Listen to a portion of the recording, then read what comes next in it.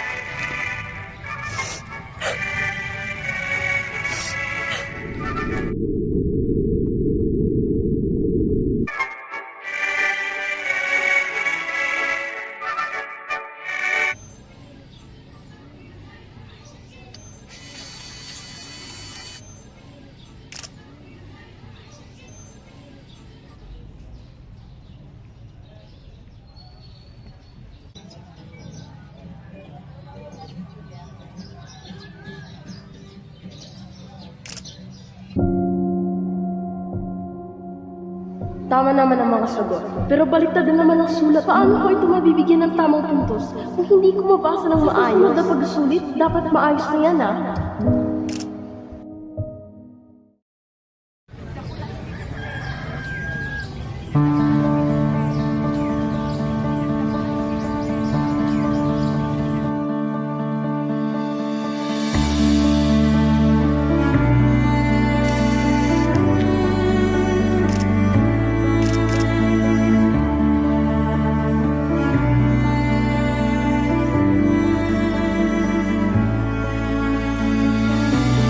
Nakita ko ang mga larawan, mga imahe ng mga tao at pangyayari, bawat kwento ng laban at pangarap.